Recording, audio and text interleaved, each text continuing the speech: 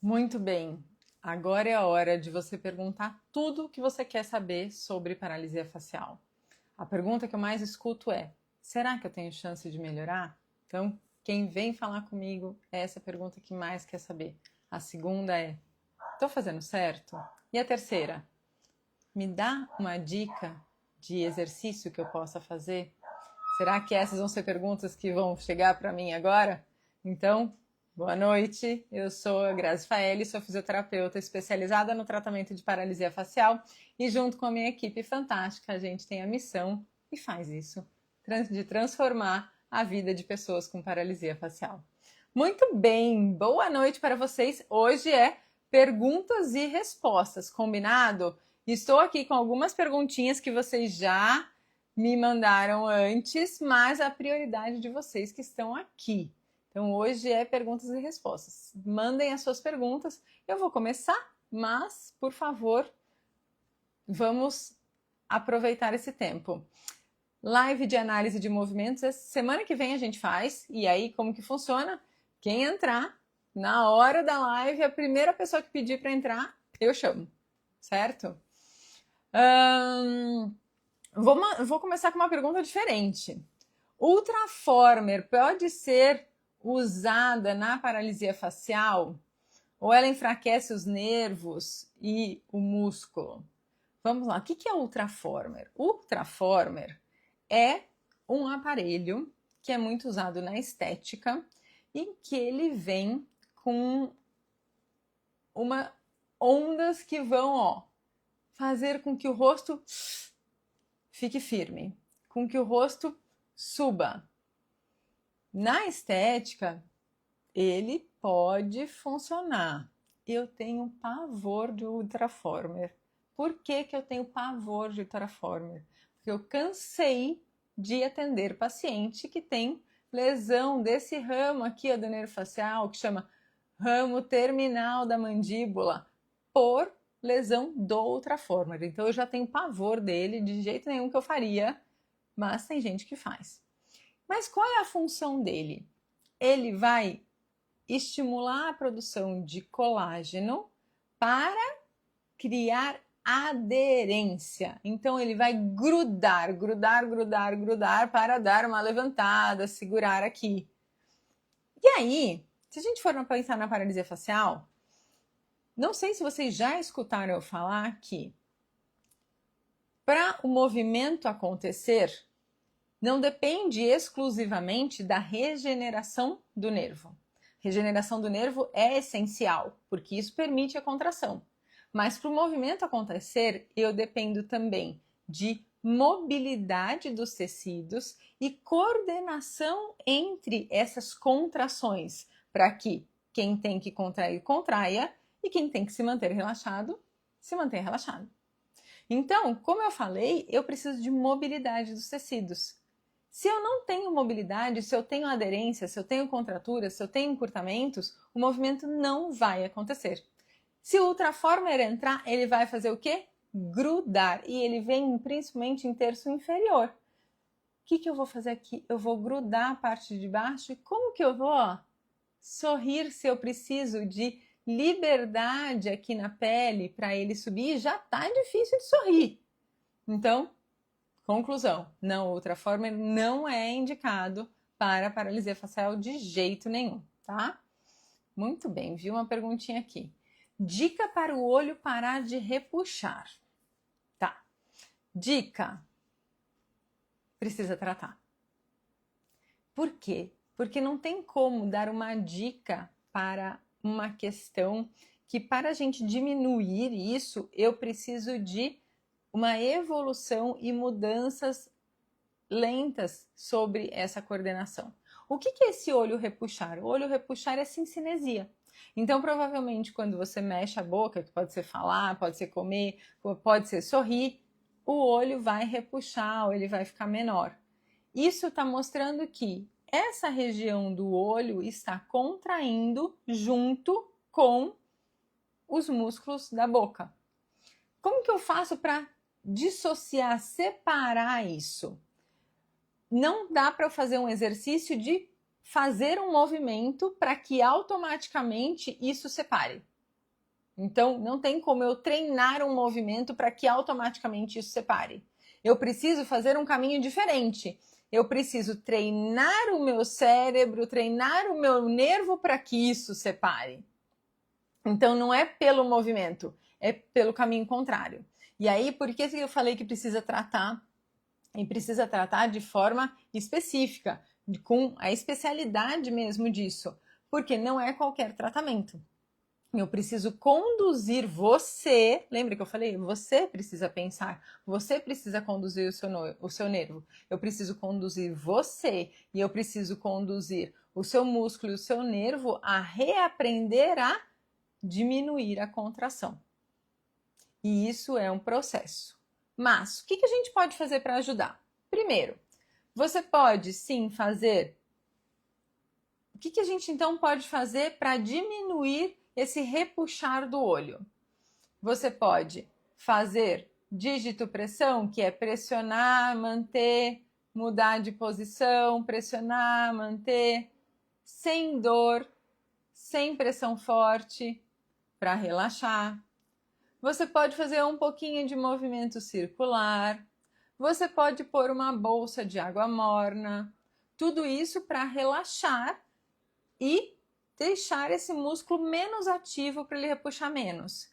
Isso vai resolver? Não, porque isso vai voltar. Ele vai voltar a repuxar. Eu só estou amenizando por aquele momento. Para ele diminuir o repuxar, eu preciso que a gente trabalhe, trate de forma específica e especializada para diminuir essa cincinesia de orbicular do olho, tá bom? Muito bem. Obrigada, Keila, pela sua pergunta, viu?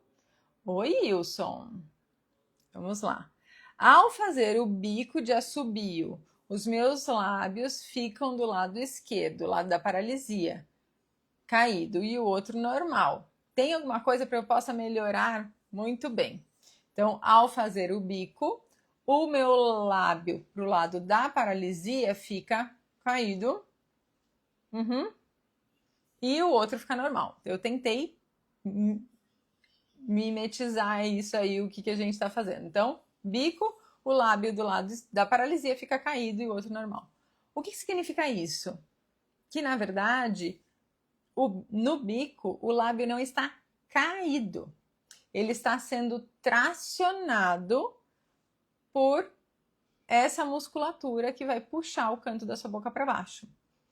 Então, quando a gente faz o bico e eu tenho essa tração para baixo, é uma cincinesia de depressor. Então, isso é uma grande possibilidade. E eu tô falando isso sobre o Wilson porque eu conheço ele, já sei da história, ele já participou da live aqui, então eu sei como é o rosto dele. Então eu consigo dizer que para ele é essa situação. Podem ter outras situações? Podem, mas para ele é essa situação. E aí, realmente, é a questão que a gente falou agora há pouco da cincinesia, que é ensinar esse músculo a parar de contrair. E aí, uma dica que eu vou dar aqui de novo. Se você sabe que você tem cincinesia,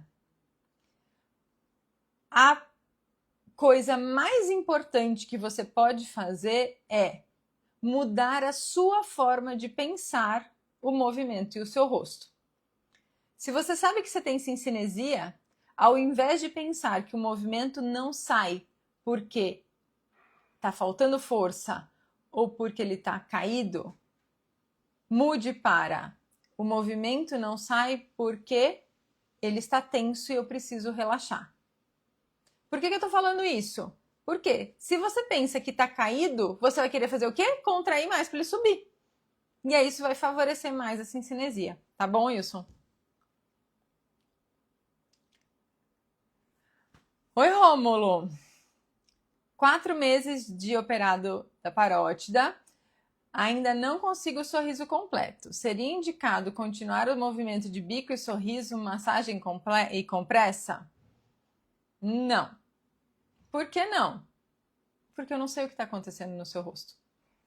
Então, primeiro, treinar o movimento não aumenta movimento, tá? Treinar o movimento não aumenta o movimento.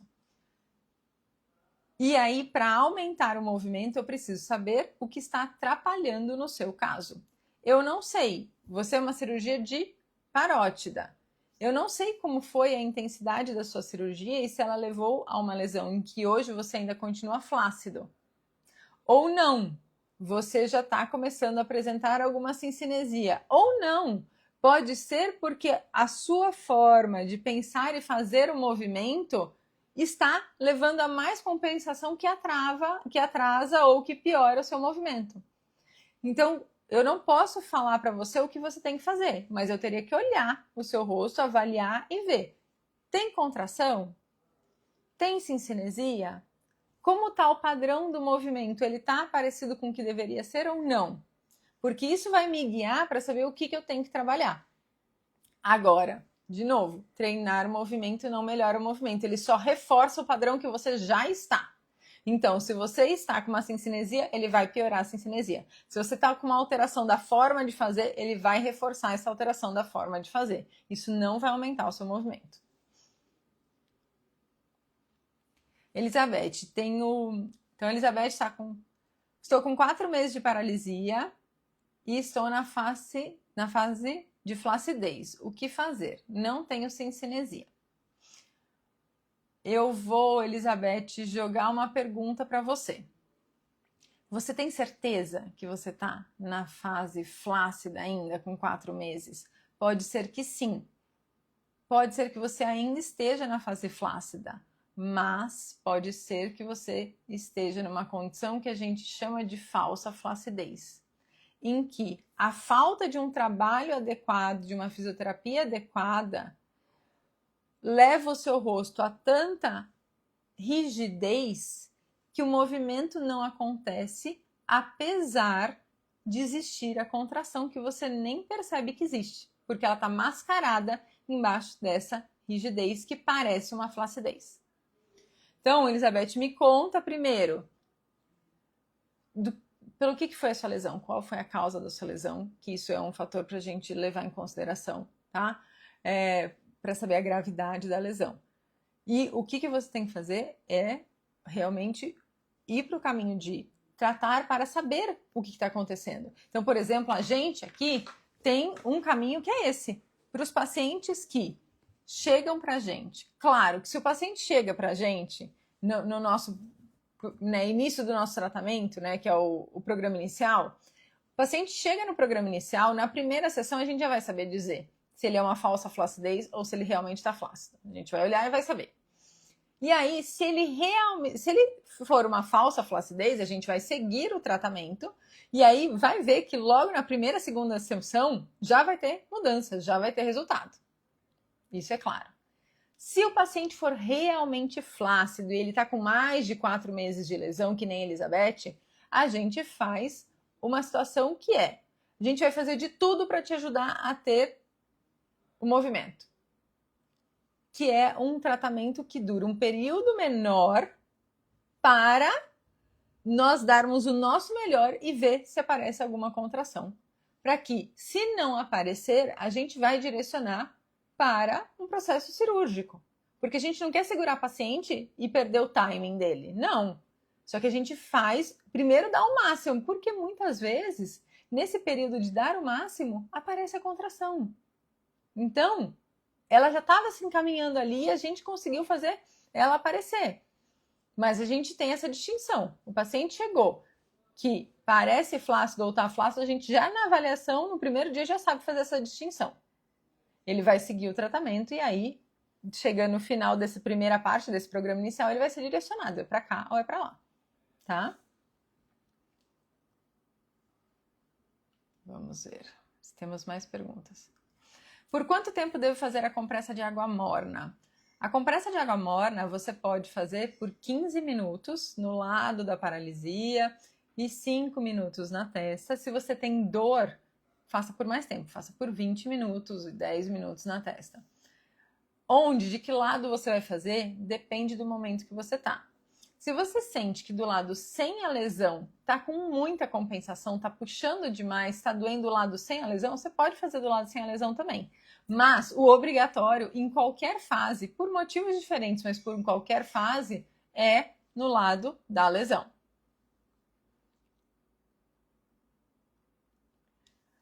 Oi, Raila. A médica disse que eu tenho que tirar tudo derivado do porco e frutos do mar, açúcar doce, café e glúten, senão a minha paralisia pode voltar. É verdade?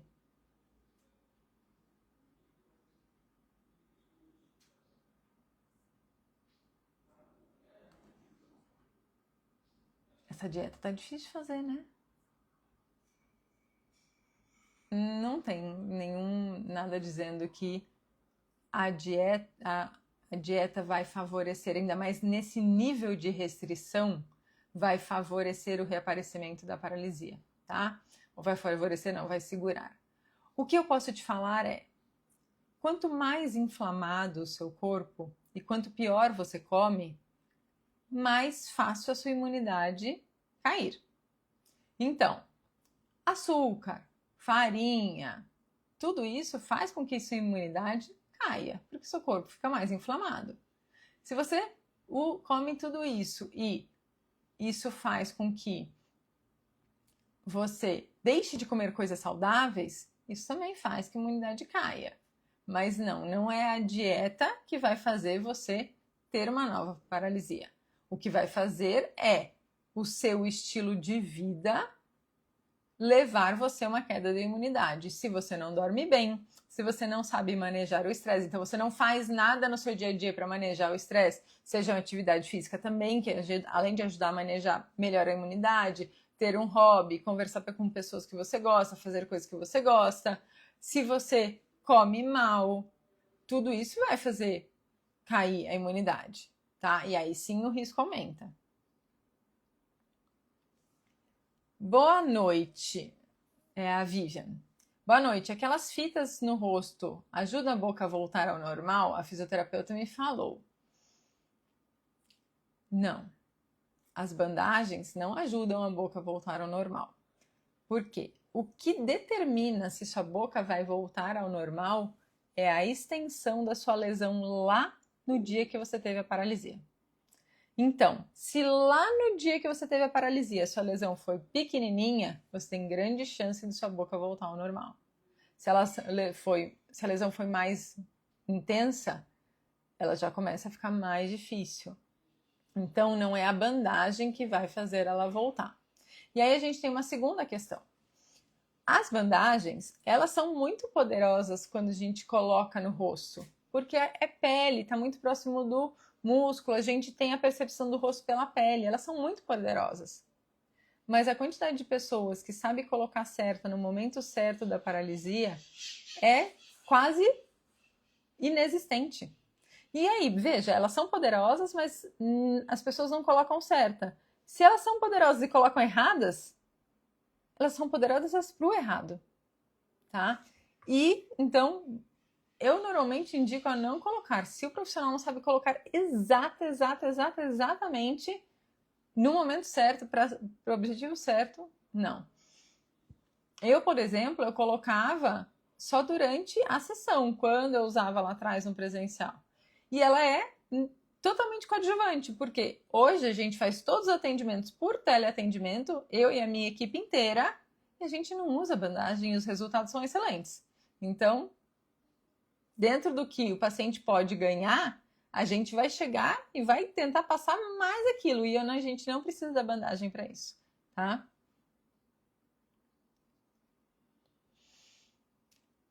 O Anderson.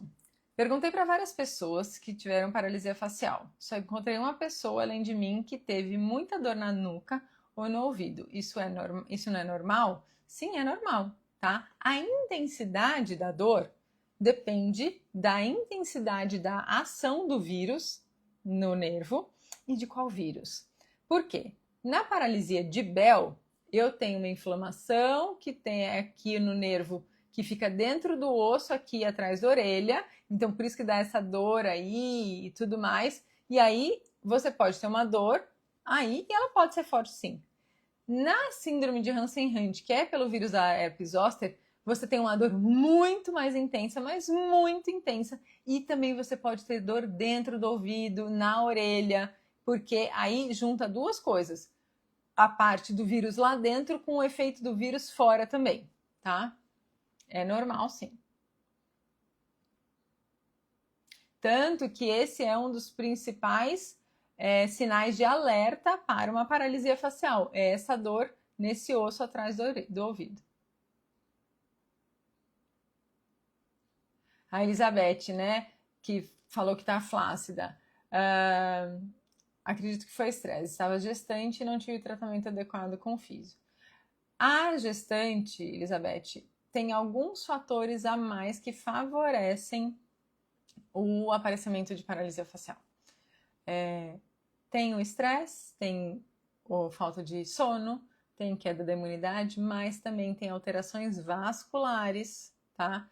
Que é da parte de pressão que pode alterar e favorecer.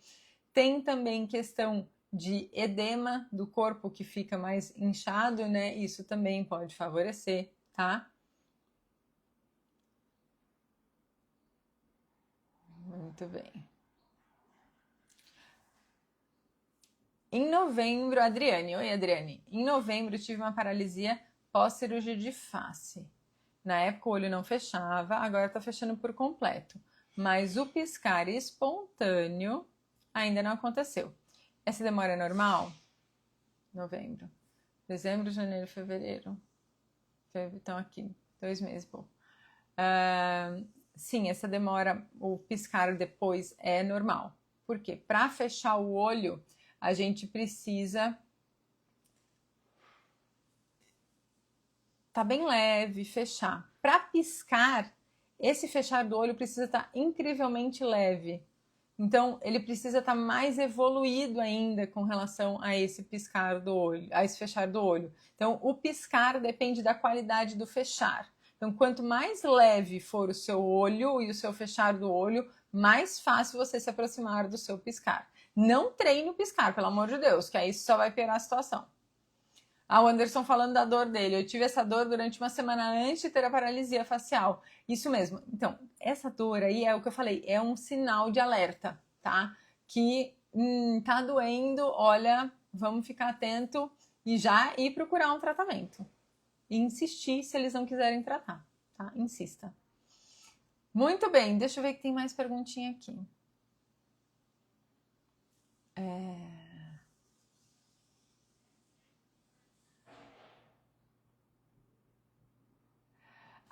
Uma física pergunta uma coisa interessante. Alguma relação do vício em celular e paralisia facial? Atendi crianças de 4, 6 e 12 anos, todas viciadas em tela. Eu acho que não é pelo tempo na tela, mas envolve diversos fatores. Menor atividade física, né? Porque eles ficam muito tempo viciados no celular e ali parados. Segundo, menor também com relação à alimentação. E terceiro, importantíssimo, que é estresse. Por quê? Tudo bem, eles podem ficar ou rolando tela ou eles podem estar jogando. E dependendo do jogo, isso pode gerar um estresse. Que para eles, dependendo da idade ainda, esse estresse é como se fosse um estresse real que vai diminuir a imunidade. Então, eu acredito sim que deve ter uma influência, não tem nada relatado, mas eu acho que isso tem uma influência no sistema, no corpo como um todo dessas crianças. Eu também já atendi uma vez um menino, que na época ele era menino, né? Tinha 5 anos, e a grande relação que eu fiz com o aparecimento da lesão dele foi jogo. O tipo de jogo que ele estava jogando para a idade dele e o quanto isso causou de estresse nele. Claro, ele já tinha o vírus, talvez ele tivesse uma hipersensibilidade, mas com 5 anos o tipo de jogo gerou um estresse muito grande que diminuiu a imunidade dele, tá? A acupuntura é indicada no caso de paralisia. A acupuntura, primeiro, ela é coadjuvante também, ela não é tratamento essencial. Então, primeiro tem que ser o tratamento especializado com a físio e depois você pode até pensar na acupuntura. Mas qual é o filtro que você vai fazer para saber se pode fazer ou não? O profissional que está aplicando a acupuntura tem que entender sobre paralisia facial. E ele tem que olhar no seu rosto, ou pelo menos escutar o fisioterapeuta, e entender quando está na hora de direcionar e quando está na hora de relaxar. Porque nem sempre você precisa aumentar a ativação. Algumas vezes, e na maioria, você precisa diminuir a ativação. Então, isso é importante, essa distinção. Imagina que você está na fase de sequelas, está fazendo acupuntura para estimular o rosto. Não dá, você não quer estimular, você quer diminuir a ativação.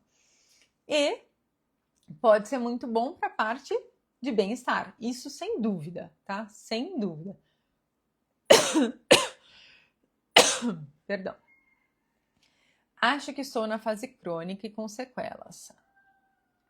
Minha mandíbula dói muito e o canto da boca está travado e o olho ainda fecha quando fecha em algum momento. Se você fala que o canto da boca está travado e o olho está fechando em algum momento, provavelmente sim, você está na fase de sequelas. Isso não é uma... Como que eu posso dizer?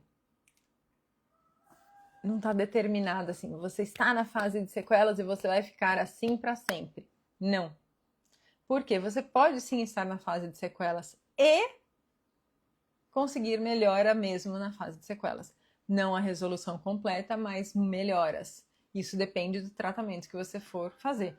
Hoje eu estava acabando de conversar com uma paciente e essa paciente veio já em fase de sequelas e ela me perguntou exatamente isso. Eu posso melhorar? Ou eu vou ficar assim para sempre? Esse é o meu máximo. Eu não tenho mais movimento porque eu cheguei no meu máximo. E aí eu falei, depende. Depende do que você escolher fazer.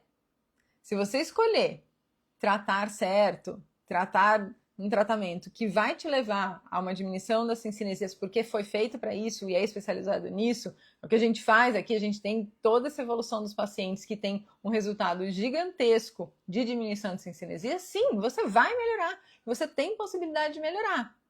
Agora, se você escolher ou continuar fazendo um tratamento que está contraindicado ou não fazer nada, você tem a seguinte questão, se você continuar contraindicado, você vai piorar. Se você não fizer nada, você talvez se mantenha onde você está.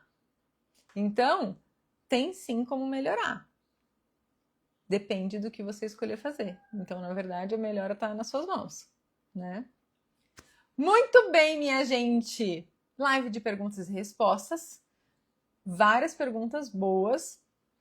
E nos vemos na semana que vem com análise de movimento. Lembrando, 6 horas, quem entrar na live, a primeira pessoa que falar, eu quero, eu chamo para live. Já se posiciona, tá? Já põe num lugar que a luz está de frente, deixa o celular apoiado, prende o cabelo. Combinado? Então eu vejo vocês semana que vem. Um beijo!